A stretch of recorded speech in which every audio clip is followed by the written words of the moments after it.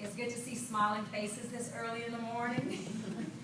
And I just want to ask that as I'm sharing, I just want your involvement. So if you like something I say, then you're free to applaud. And if you don't like something I say, you're free to go boo or whatever. But as long as you give me some feedback, okay, because I kind of had an event where it was like so quiet.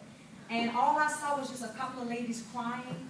They had their tissue and they were like crying. And I'm like, I didn't come here to make you cry. I came here to make you smile. But it was like I just wanted more feedback. But anyway, this morning I want to share my story, which is a very, I guess you say, different type challenge that I had with being diagnosed with breast cancer. I was diagnosed in 2007. I actually did a self-examination. I found a lot myself. I didn't think much of it because I had this type of attitude that's for people on TV. Is not for me. I knew nobody else in my family that ever had breast cancer. So I kind of ignored it for probably 6 months or so. And then I heard about the free mobile mammogram. So I went to go and have that done, and the lady said, yeah, we do, feel something. And so she sent me to get an ultrasound done. When they did the ultrasound, they found out that it was a mass, and they scheduled me for the biopsy. The biopsy came back malignant. When it came back malignant, it was like 2 weeks later that I was in surgery. So I had a mastectomy in 2007, and after the mastectomy, I kind of felt like I needed a second opinion because, the doctors were like, well, we just have to prepare for the worst but hope for the best, and that just wasn't my mentality. So I was like, well, no, I don't want to receive that. I want a second opinion. So I was living in Baton Rouge, and I moved back home, which is Lutcher, Louisiana, so that I can, get a second opinion. By the time I moved back home and after surgery, I kind of went through a transition because I couldn't work at that time, and I started, losing things, losing my car and different things like that. So when I went for my second opinion, and they did confirm that the first opinion was the right opinion, but at least I did get 2 of them. And they told me to prepare and get ready for chemotherapy, radiation, the whole 9 yards, everything. I was diagnosed HER2 positive, which is a very aggressive type breast cancer, and it spreads quickly. So the doctor did prepare me and said, get ready because we're going to have to treat you with aggressive chemo treatments. He said probably like in the second or third treatment, all your hair is going to be gone. Now when he said, oh, my hair was going to be gone, that was like a situation. Because I always had hair, and I'm like, I forgot about breast cancer. All my hair is going to be gone. All my hair is going to be gone. So my oldest daughter tried to make me feel better. This is what she said. She said, well, Mama, when all your hair leaves, and I'm going to shave my head, and then we can be bald-headed together. That's what she told me, right?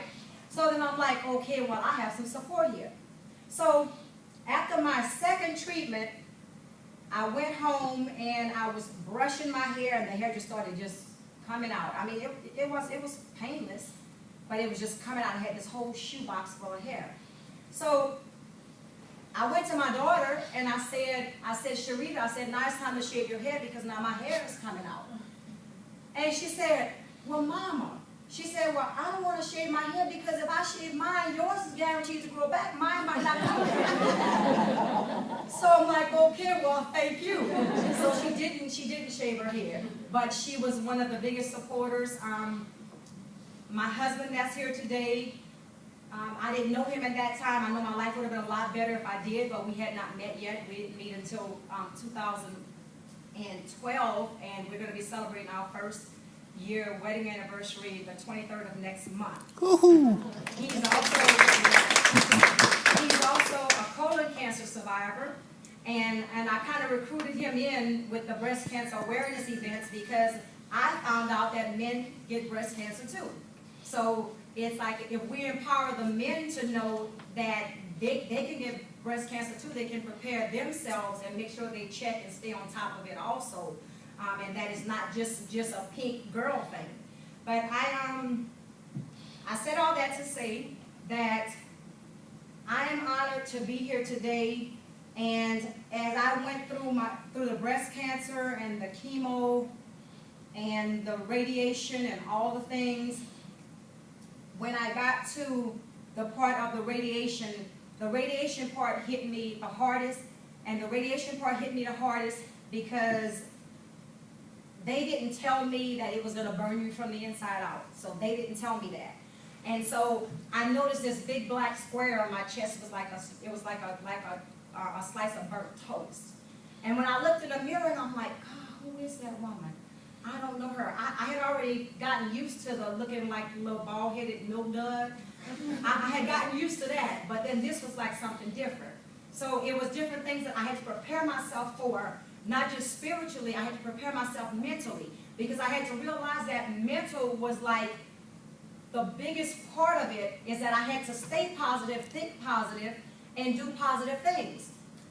So as I was going through, in spite of the diagnosis from the doctor, at the time that I was diagnosed, I was already a Crohn's patient, if any of you know what Crohn's disease is. I had had surgery for Crohn's, so I was already a Crohn's patient. And it was this thing where the chemotherapy was fighting and causing the Crohn's to flare up. So I would have a Crohn's flare up, they'd put me in the hospital, they'd get that under control, and then they stop the chemo, and then once they get it under control, then I'm back under the chemo again, and then it'll start to flare the Crohn's up again, and the Crohn's, and I was like back and forth, back and forth. It was like a tug of war. I called it the battle of the 3 C's, which was chemo, Crohn's, and cancer. It was like all inside of me doing their own thing. So the end of that story is that the battle of the 3 C's didn't realize that it was big C that was going to win, which is Christ Jesus. So it was the God in me that fought them all and beat them all. So that's why I'm here today, and I've been traveling and I've been sharing my story. And I want to say that the reason why I travel and I speak for American Cancer Society is because they made it possible. You made it possible. Donors made it possible. Walkers made it possible.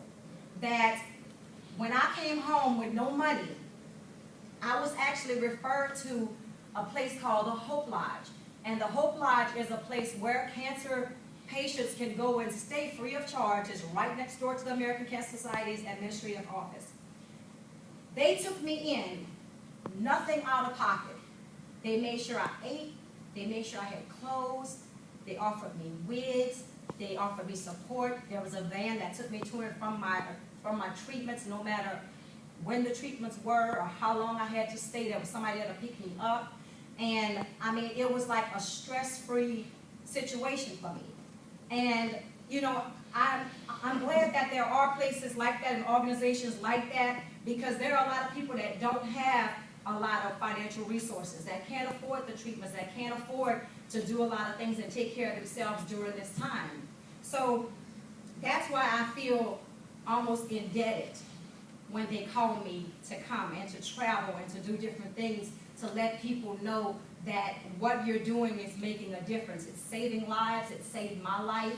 It's the reason why I can stand here today. You know, as a breast cancer survivor, it's going to be 6 years this January, on January 20th. Thank you. And back then, I was able to see today. And as I stand here today, I'm truly grateful. And I've kind of traveled while I was going through chemotherapy. I didn't focus on the sickness, but I know that anybody that's going through cancer or going through any type of terminal illness, that you can actually overcome it just by believing in yourself. And there's something in all of us that can keep us focused. And what kept me focused was I was actually a poet, and so I had been writing poems since 1990, and in spite of traveling and doing poetry recitals, the breast cancer journey was something totally new and totally different for me. But during the time that I was going through the chemotherapy, what I did is I allowed my gift to come forth, and I allowed the gift in me to live. And when I did that, I continued writing while I was going through chemo. So before I knew it, I was still going through my chemo treatments, and I had published 2 books of poetry, and I published a poetry CD, which is entitled Poetic Reflections, and it was released nationwide December 2010. The 2 books that I did 2 books of poetry, and basically for the most part, I was just sharing them and basically just like taking donations for them, because that was supporting me traveling and the expenses of me traveling and sharing my story. So I did that, and as a result, during that time, because I had gotten so sick at one point, I was on disability, so my doctors wouldn't let me work. So that was my way of still working. And I kind of got to the point where I knew that there was something bigger and better and greater for me, and I didn't have to settle for the doctor saying, you're too sick, you can't work, you need to be on disability, you have to have a limited income, you can't sell your books and CDs because you can't make a lot of money, and all these restrictions were on me. So I said, you know what, okay, enough is enough. If I've come this far, then I can do more. I can do more. So I went to the doctor for my checkup last year, and all of my test results came back fine. Now this is the thing. When I was declared cancer-free in January, I went back for a colonoscopy, and they did a colonoscopy for Crohn's disease. On the colonoscopy, it came back, and the doctor said, we can't find any signs of Crohn's. So I was on medication for Crohn's that I was supposed to take for the rest of my life called Pentasa. It's like big blue horse pills, 4 a day for the rest of my life. And the doctor said, we don't see any signs of Crohn's. And he said, maybe you were misdiagnosed. And I said, well, no, I wasn't misdiagnosed, because I actually had emergency surgery for Crohn's in 1992. So it wasn't a misdiagnosis. But they couldn't find the Crohn's anymore. So I haven't been on Crohn's medication since. So even with that, I knew that something different and something special was happening. So at that point, I said, okay, now that I have this health clearance, I started sending out my resume. I went back to school.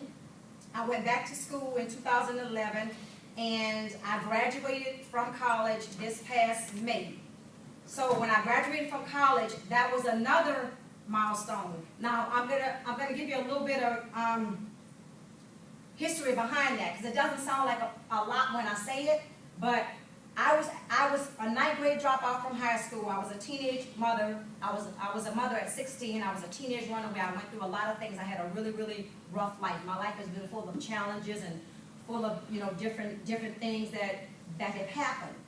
But it was something about going through the whole breast cancer thing that, for me, I tell people, it gave me new life. It gave me a new determination. It gave me a way of looking at life in a totally different way, to just appreciate every day and appreciate just being able to just wake up. And that kind of pushed me to try to reach my goals, and pushed me to say nothing is impossible, and pushed me to say I can do it, I can do it. So I put my resume out, and once I put my resume out, I ended up getting called for a position that I had applied for 10 years ago, that they turned me down for 10 years ago. And I graduated in May, and then in June I got hired as a salaried member of management for Walmart, which was something I tried to do 10 years ago that they wouldn't let me do it. And so once I did that, and I completed the 6 weeks of training, and now I'm an operations manager for Walmart. Now, this is the thing. When you go through chemo, the doctor said that there's something called chemo brain, which it is supposed to limit your ability to remember, to memorize. Now, I was a traveling poet, and that's what I did. I recited poetry, so I had to remember things. So in being given that diagnosis, that made me challenge myself. That's why I went back to school. That's why I started doing other things, because I'm like, I can't receive that. I can't, because that would put even more limits on me. So I just continued traveling, and I continued with the speaking engagements, and kind of just, I guess you could say, going above and beyond. So now I'm at the point where my boss at work actually gave me the go-ahead to have a breast cancer event at the store, which is going to be held today, where the front of the store is going to be totally pinked out. All the cashiers are going to be in pink, everything. And they said that it's something that their store has never, ever done. So when I look at that and I say, you know what? That's why I went